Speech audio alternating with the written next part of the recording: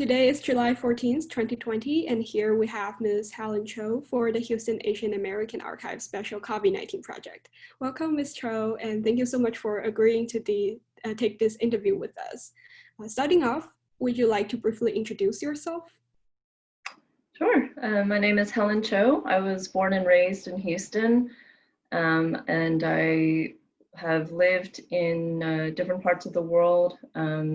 I spent about 7 years in Singapore prior to returning back to Houston in 2015. And I work currently at the Houston Public Library. It's the City of Houston Library Department. And I am an administration manager there, and it's the senior manager of international services at the Houston Public Library. So we oversee how the library serves international communities, immigrants, and refugees from our 43 locations across the city. Okay, that's so great. So I guess my first question is, in what ways has the coronavirus pandemic impacted you in your life? Sure. Well, I think as a City of Houston employee, it has been a bit of a different experience from maybe the average. We are essential workers. All employees of the City of Houston are essential workers. And so the majority of us have been going into work, over 95% of the time to serve the city. So we at the library have worked really hard to, I guess, transform our services to be more and more accessible. That a lot of that has been putting programs online and shifting a lot of our budget so that materials can be accessed online rather than just in person. But then we also, in parallel, worked hard to come up with a curbside pickup approach. And we launched that in the beginning of June. And we've since expanded curbside pickup to 15 locations across the city, but balancing the need to keep the public safe, given that now Houston is growing in terms of the number of cases. So we had intended to expand more, but we scaled back. I personally was involved in another area where we as a city responded at around mid-April to the rising number of cases, where I was helping the City of Houston Health Department in their COVID-19 hotline. I'm sorry, there's a wasp like in my area, so I'm a little bit freaked out. Okay, so the City of Houston Health Department runs a COVID-19 call center, City of Houston COVID-19 call center, and we to support our health colleagues who were quite swamped at the beginning of especially when the cases went up. We set up a satellite call center at the Central Library downtown, and we, as library staff, we almost 80 staff in the first 2 weeks trained to staff that satellite call center. And so we've continued to staff that through today to present day. So it's been, I think, 13 weeks, and we're very, very proud to support our health department colleagues. They are doing excellent work, and they are constantly, they're constantly changing their their resources and their approach according to the needs of the city and basically our residents. So so that's been a lot. That was a lot back in. Well, it's been a lot since, but starting that out was a lot personally. And then I have a lot of family in Houston, and so we have worked together in different ways to make sure that everybody's safe. and that we've been taking care of each other. We have some young kids, and we have people from our older generation, and so we're just taking care of each other. So yeah, that's a little bit of what's been going on. Yeah. That's so wonderful. And since you mentioned you worked as a senior manager at the Houston Public Library, I'm wondering, could you tell us how the pandemic has in fact affected your job specifically? Yes. We are always trying to see how the city can support international communities across Houston, and so we've been trying to transform our services so that they can be more accessible. One of the things that we did was we have English classes that they're called the Living English Lessons, and we worked to basically transform all of those to be online, to be available online. So we actually launched that towards the middle of June, and so now our classes are all available online. We have 2 classes a week, which are done over Zoom like this, so that students can speak and interact dynamically with 2 instructors. And then all of our lesson material is online as well, so we worked hard to get that material available to the public. And it's been wonderful. I mean, we've actually seen how it makes the lessons more accessible to Houstonians. So we used to have students who were from Mexico and from Russia. They've now returned back to their home countries, but they're still able to access the class while they're away until they can return. We have people who used to not be able to come to our classes because they couldn't drive or they were raising young children, and now they're all able to attend the class. The other benefit that we're seeing is that now that the class materials are online, we also created videos for each lesson. There's 25 lessons, and those are all available on our YouTube, and people are able to watch those lessons on their own time. So they're able to engage in that at their own pace, and then they can attend the interactive classes in addition to that. Then they're also able to use our online language learning databases. So again, those are all, it's exciting that we're able to offer that. We also are trying to, we filmed a lot of videos to make our other resources accessible. So we have, for example, if people are looking for jobs, we have a lot of resources for people to either search for jobs or get help with a resume, or get help with looking for ways to build up their skills so they can get training, for example, with becoming, if they're trying to train to become a registered nurse, for example, we have resources for them to study for that certification and kind of upskill.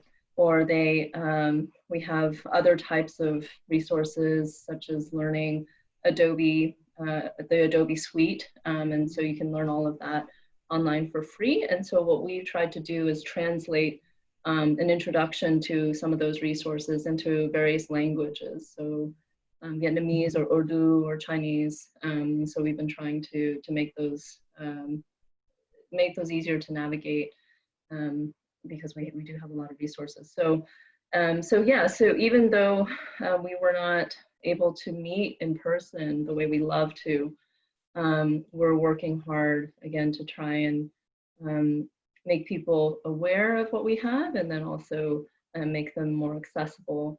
We do recognize that not everybody has access to the internet, and the library does have some resources for that, we know that it's not nearly enough, but we do have things like hotspots that you can check out, and we're still working hard to see how that can be expanded to more and more of Houston's residents. Yeah, that's so great. Yeah. And I'm wondering, during this process, were there any difficulties or challenges you face? Can you be more specific? To transform like lots of materials to the online mode. I'm wondering, are there any difficulties or challenges? Yes. You know, the reason I asked for being more specific, I think this period has been very difficult personally for every single person. I think, first of all, not knowing or being in a situation in a pandemic where we are not certain of how to protect ourselves against this pandemic. And then we have all of our library staff, being essential workers. So we're coming into to work, and we don't know what that means in terms of everybody's health and safety, for our staff. And then on top of that, we're working really hard to transform these resources. So I think probably one of the hardest things is the care of for each other. Is that a lot of people have it's been very hard. Some people have lost loved ones to the pandemic. Other people are worried, legitimately so. And amidst all of that, we still want to serve Houston residents. We want to serve our community and our neighbors. And so I think balancing that desire and that hard work with taking care of each other and ourselves has probably been one of the biggest challenges. And of course, the very difficult situation that came in the middle of this with the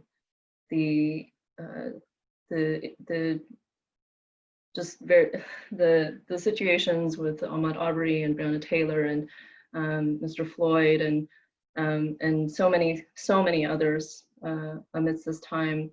That personally is very difficult for every single one of us to again, it's a new situation of how can we take care of each other in terms of doing that along with all of the considerations for protecting health during COVID-19. So I think that is really one of the greatest challenges. And then from a technical standpoint, yes, we have had to do so many, we've had to come up with so many different scenarios. So scenario planning, so it's how do we take care of our staff, but still have these services available to the public. And so we there's been a lot of shifting of resources and redesigning how teams are like how their time is managed, how much time people are doing curbside pickup versus trying to work on the transformation of materials to be more accessible online. How do we redesign our libraries so that they when we return to being a more in-person state, we want to make sure that that people are able to use the resources but still be a safe distance apart, and make sure that we can clean the surfaces in a timely way, and that's much more resources in terms of staff and cleaning materials, and it's just a completely different way to run a library. I think financially, that's just a whole other component. You know, the mayor had to pass a budget in the midst of this time, and there's, you know, in that there's a lot of needs, if you can imagine, you know, trying to just cleaning surfaces more alone. You know, that investment is a large and new investment, and then again, the approach for taking care of staff who have fallen ill or who have lost loved ones. That's just another entire you know, it has led us to need to manage things in a very different way, and yeah, it's not all bad. You know, I think in some ways what I've been telling people is I get to go to work. I genuinely and I sincerely admire my coworkers, and I enjoy working with them immensely. And it's been amazing to work alongside these people who care deeply about our staff and care deeply about the public and about our residents and our neighbors here in Houston. And so it's been a good experience in a lot of ways, but during a very difficult time. So yeah, definitely there are lots of challenges everyone's failing and dealing with during this time. So you mentioned that there's like many benefits regarding the increasing usage of internet. I'm wondering, do you think that would be like a trend in the following even years, or even in the future after the pandemic has ended? Will be absolutely. I think somebody said just last week that we've done maybe 10 years of advancement in in learning how to interact online, and we've done that in a matter of 3 months. I think that's true. I think so many people have become comfortable with conversations just like what you and I are having, and being able to push forward the things that need to be done, and things that need to be discussed, and that we're pretty resilient. So I think that there's a lot that we're learning that can be done online and can be done from home. But I have to say that we're also learning that there are some things that still need to be done in person, or it's just so much, there's so much more understanding and more synergy when we're working in the same physical place. You know, I have to say that when I'm working in the office and my colleagues are kind of, we're in a suite and we each have our own office space, but to be able to you know, tap into their wisdom and their advice just by stepping out the door, rather than, you know, setting up a you know, a conference call or, you know, a video call. I think that type of synergy is not to be replaced. It's not to be dismissed as a vital way that we should be working. I think in terms of how how all of us can access more resources online, I think that's wonderful. I think I do hope that resources can be available for those who do not have internet access, who do not have access not just to the internet, but just to, you know, facility that that they can learn in with the you know, with the space. For example, you know, those who have had to raise their kids at home, makes it almost impossible to both for the kids to learn and for them to work. And so I think societies are looking a lot at care of children, as well as our older generation. So caregiving, I think, that does need significant attention. But then again, even with having access to resources online, I think all of us have seen that, you know, you can only look at a screen for so long. And I think being in person, being able to build relationships is vital. And I think we're all learning that as well. And I hope people don't get into a place where they stop reaching out for that type of interaction. So I think we at the library believe that being in a space together as a community is vital for us for building understanding and becoming a stronger society. And that's what makes libraries so special. You know, it can be a safe and trusted space for everyone in the community, no matter who you are. And then you get to meet each other and you get to hang out. So I do hope that, yes, we get what needs to be online. We get that online. But then I hope then, just as important, we come back to being together and being present when we are together to listen to each other and you know, hear each other's stories and each other's truths. Yeah, that's so wonderful. I guess you mentioned this a little before. You said there are still some people who don't have the access to the internet. So I'm wondering, in what specific ways has the library responded to that issue?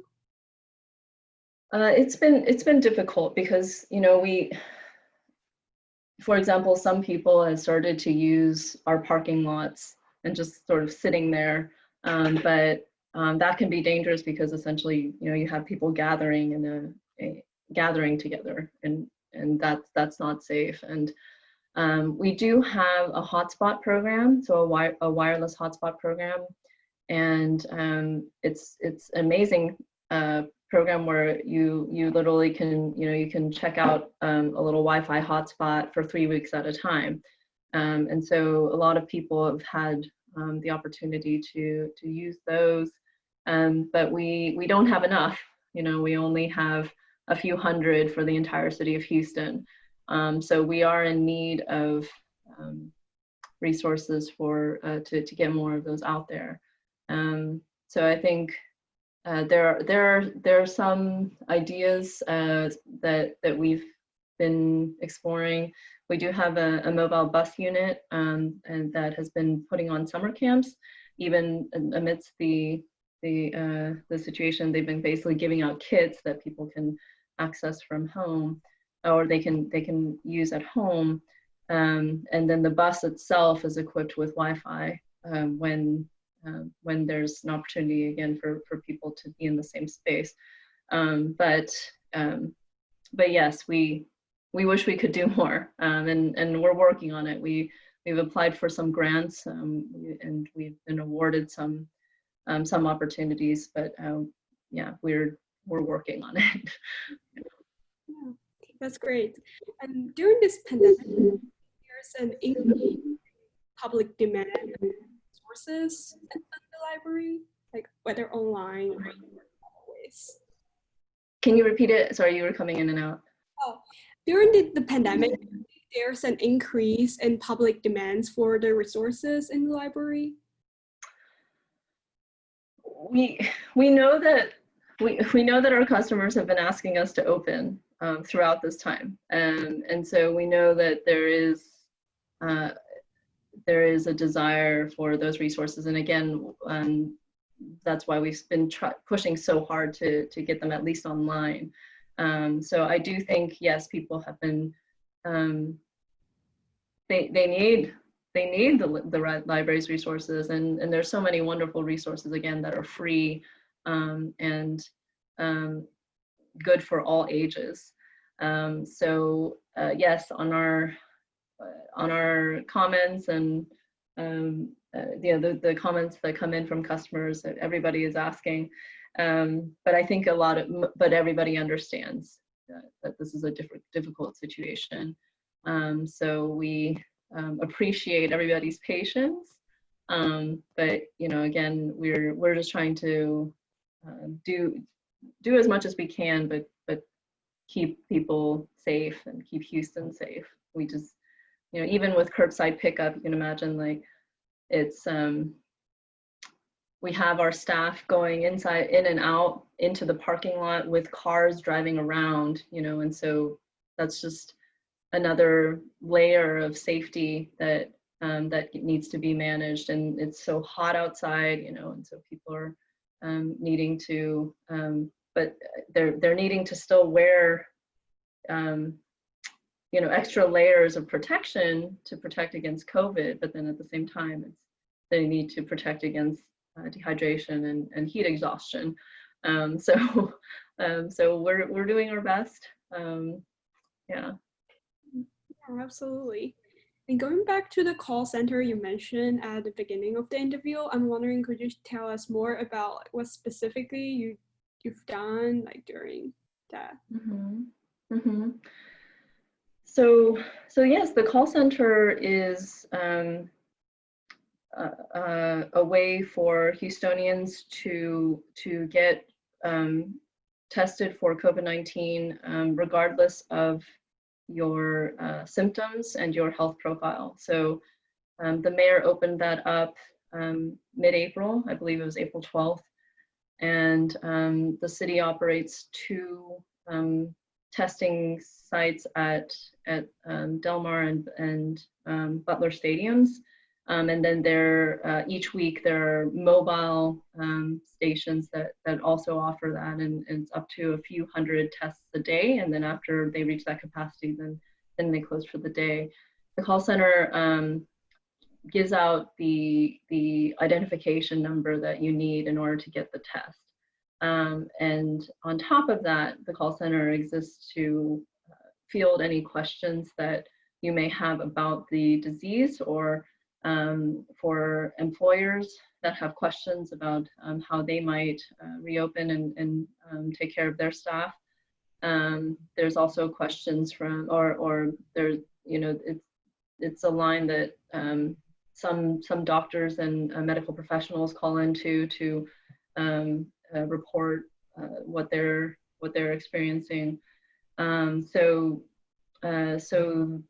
our staff who, the library, I don't know if a lot of people are aware of this. So library staff on a regular basis take calls from the public. We get in a normal year, I think over 1 million calls a year. Calls, whether it's, sometimes we do things through email or chat, but as well as telephone calls. And so our staff were very resilient, very versatile to be trained on the specific information that the call center requires. And then we have had the benefit of having our health department staff really be on site to support any questions that may come up that that we don't have the background for. And so it's every day there's new information, and so we've also set things up so that there's regular briefings each day, but then there's a way for new information, whatever comes up hour to hour, is then quickly communicated to all of the call center staff. So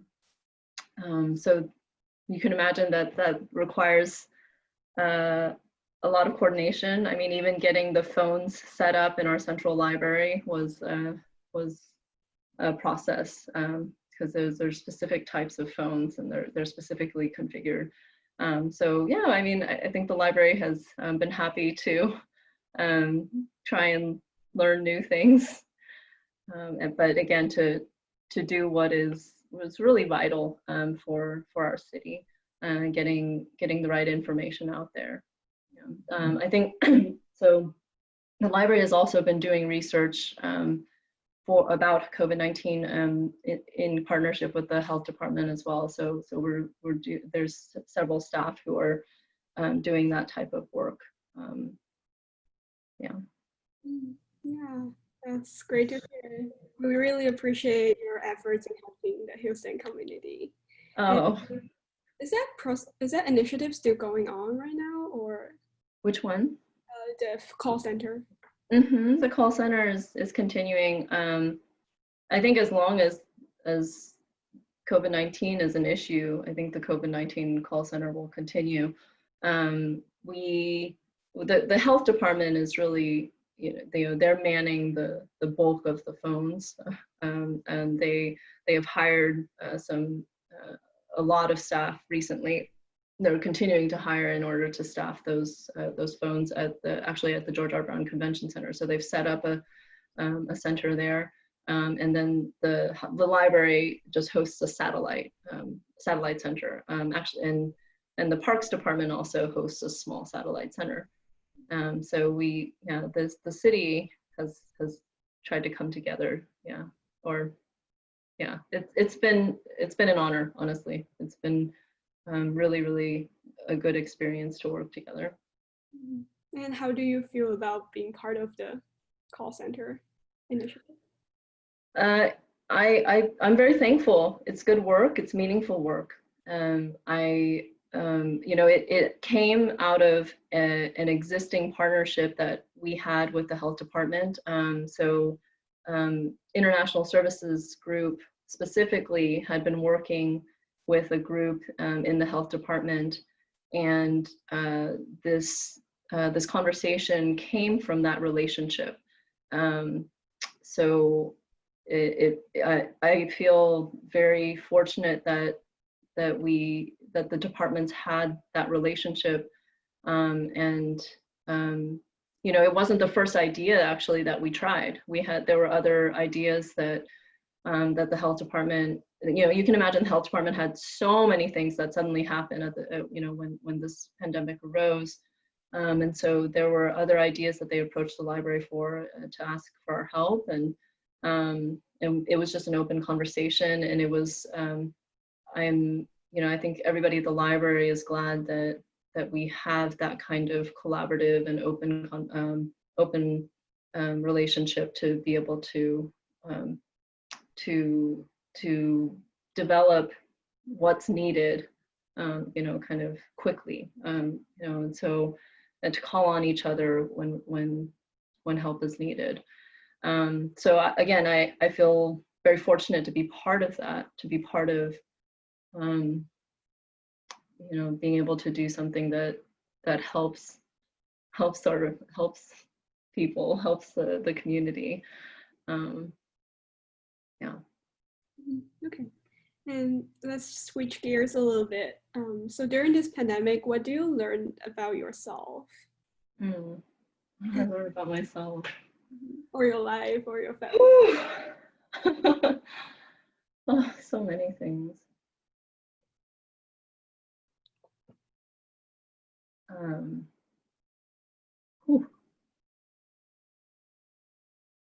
I think when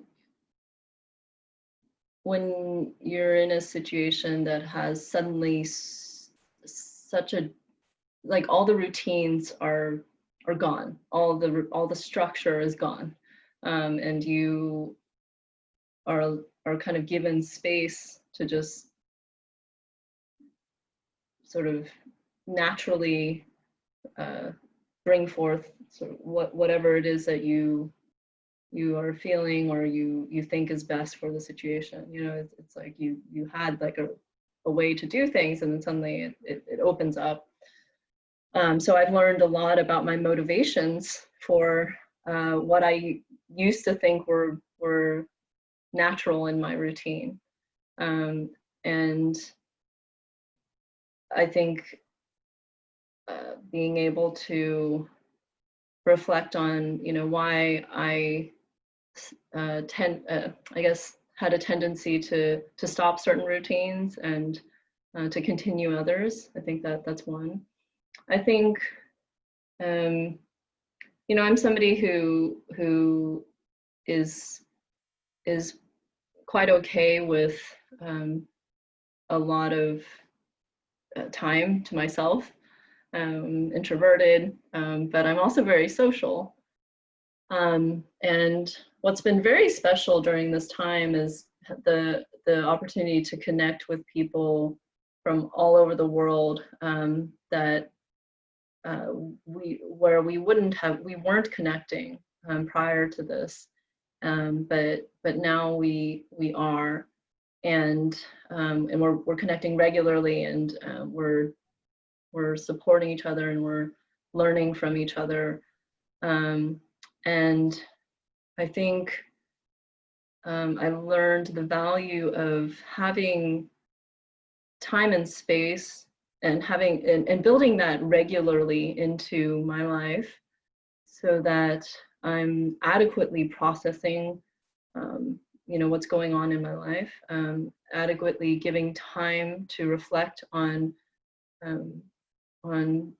you know, serious issues in my life, but also in society. I personally think that the world would have reacted very differently to George Floyd's death if we had not been in this situation. I think that you know, the world kind of was forced to a stop, forced to take time to reflect on things, and when maybe in the past it could have been possible that many people would have just kept on going, but I think you know, the situations like Mr. Arbery and Mr. Floyd and Breonna Taylor, you know, when there's no way that you can stop and reflect on those without it deeply impacting you. Whereas before, I think maybe we just kept running, and we weren't really letting ourselves be human and connecting in a human way. So those have been, I think, some personal experiences and reflections during this time. I've really appreciated seeing how neighbors are connecting. I don't know if that's a learning lesson, but I've at least in my neighborhood, you know, families are spending great time together without looking at devices. I mean, you know, I'm seeing kids just play cards on the street, like I never thought that would happen again. They don't need, and then neighbors connecting with each other. You know, on my street, we get together a couple times a week, just naturally, just out, and we're talking. And I think that's been very beautiful, and I'm very thankful for that. So yeah, those are just a few thoughts. Yeah, that's great. You mentioned that definitely there are many people, like this pandemic gave us an opportunity to get reunited together. But you know, we also see that there are some racism against Asians, and also even hate crimes against Asians during this time. So I'm wondering, like, what do you think of this? What do I think of the sentiment towards Asians specifically?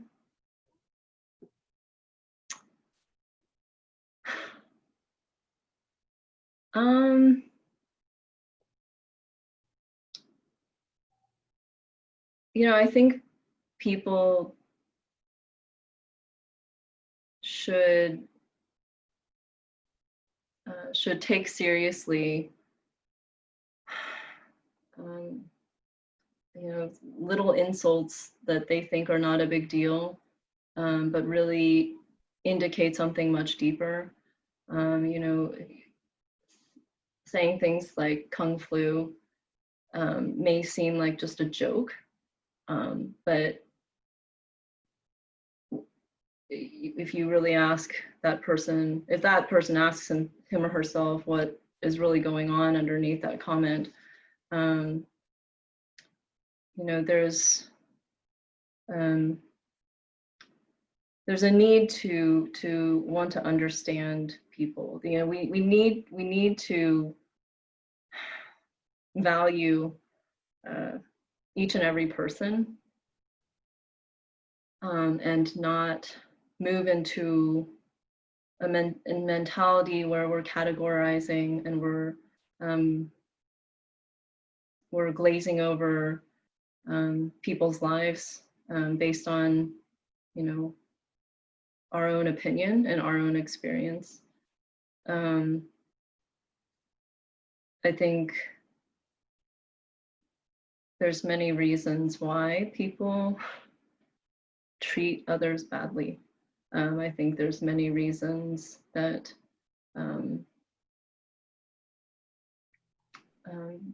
people don't want to understand. People don't want to think differently. People try to put others down and raise themselves up.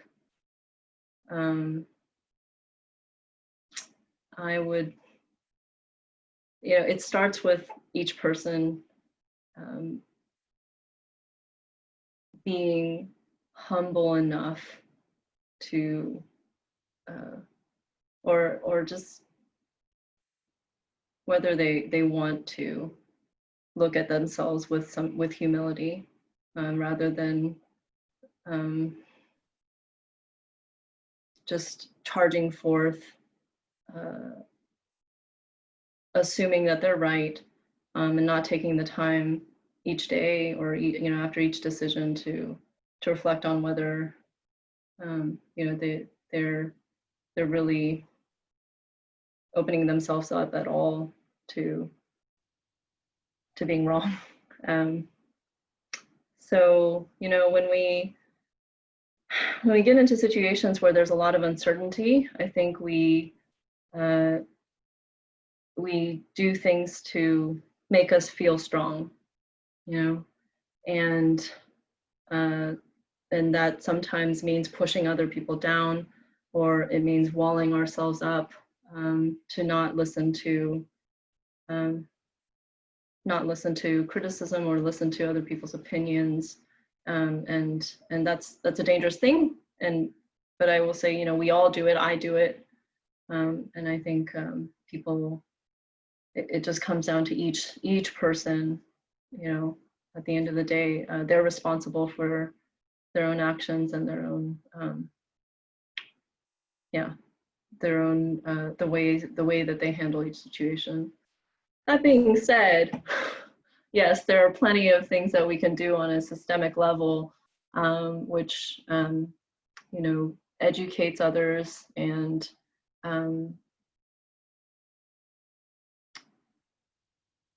builds accountability and justice when things are wrong, things are done wrong. A lot of what we do in international services at the library is about building understanding in the community. So Houston is the most diverse city in the United States, and what we believe is that then one of the greatest opportunities to learn is actually from each other. And so a lot of what we do is try to build a way for us to learn from each other. So for example, it's just in our English lessons, the majority of our classes, if you have 8 people, you will most likely have 8 different countries represented. But on average, yeah, I mean, over, you know, that we'll have just such a beautiful range of countries and backgrounds and cultures in every single class. And so we created our classes to have people really talk and share with each other, and not just have the instructor talking to a class of people. And that's been beautiful, you know. So when we talk about our food, for example, some of the lessons is about cooking and baking, and so people share about their different dishes and family traditions. But we also have a lesson on law and your rights, and so having people share. This really happened. I mean, in our central library, it was a class where there were people from Mexico and from Russia and from Iran and Afghanistan and China. And you can just imagine how the law impacts people's lives from those different countries, and they were all sharing with each other, you know. What are the consequences in China if you don't follow the law? What are the consequences in Afghanistan if you don't follow the law? And how does that, you know, how is that different? And what is that, how does that impact the culture? So all of that to say, I think having people have the opportunity to learn from one another and to talk and just interact as human beings, you know, sit and have some coffee and tea together. I think that's maybe one of the best things that people can do. Just voluntarily engage in a conversation with somebody that you don't normally talk to. So yeah, I've said a lot. I will stop there. Oh, that's great. My last question is, what do you think the future of Houston community looks like in terms of social interactions or returning back to normal?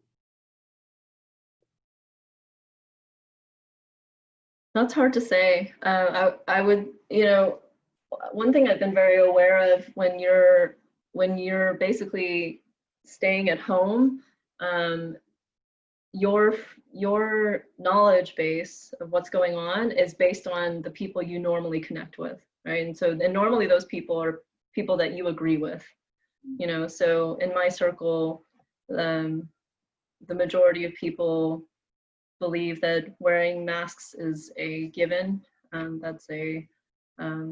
It's the best protection, and you know, it's good for our community.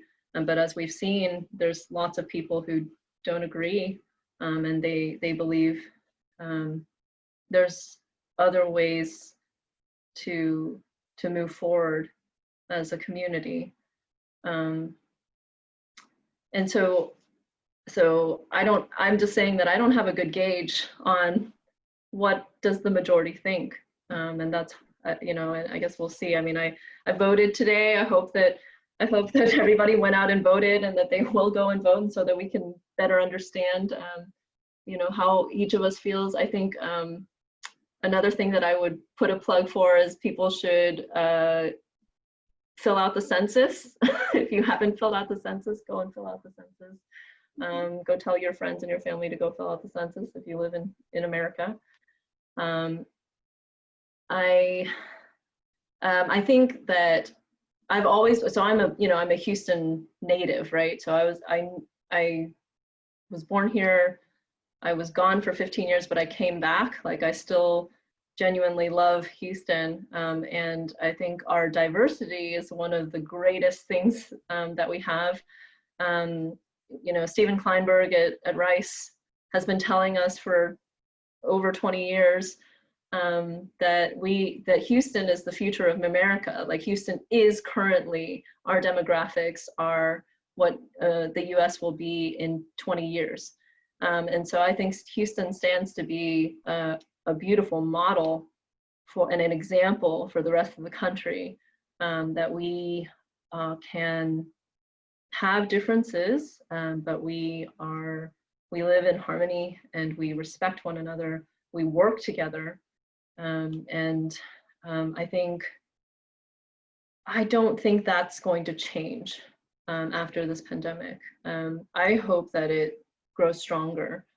And part of the reason I think it won't change is that the industries in Houston a lot of them are very heavily weighted towards fact and science and math and skill. You know, it's oil and gas and energy, the medical center, NASA. You know, these are areas where you can't really fudge around too much in order to build those industries and build those well and build them into strong industries. And so Houston is built on industries that rely on you know, being the best in your field, and basing that on fact and science. And honestly, I think that's one of the main reasons that Houston is so diverse is that it has brought people from all over the world, regardless of anything related to background. I think those industries just require you to be the best in your field. And so we're used to working with one another in those industries. And so I think Houston has something of an advantage in terms of experience where we have always worked together and we've lived together. And it's been, it's part of who we are and it's part of our strength and we know it. And so, yeah, I believe well, I hope that's not going to change, and I don't believe it will. And so I still think that Houston stands to be a model for the nation in a lot of ways. And yeah, I'm glad to be here. I'm glad to be part of this community. Yeah. Yeah, absolutely. That's wonderful. And yeah, I think these are my questions for today. Is there anything else you'd like to add at the end? I do think that I mean I commend you all for collecting stories. I think telling people's stories is one of the most powerful tools that we have, and I hope that many people will be open to listening to other people's stories. So not just what happened in this pandemic, but you know, what brought you here to Houston, and you know, tell me about your family, and you know, what are your favorite things to do here, and why, and I hope that people will, that we will come back together, and we'll continue, that we will want to build relationships, you know, with each other after all of this, even though, you know, some of us have become very comfortable at home, but I think I hope that we reconnect again. Yeah. Thank you so much for sharing today, and thank you so much for your time. Thank you for having me. Really appreciate it. And yeah, that's it. Thank you. Okay. Oh, thank you. Okay. Take care. Bye.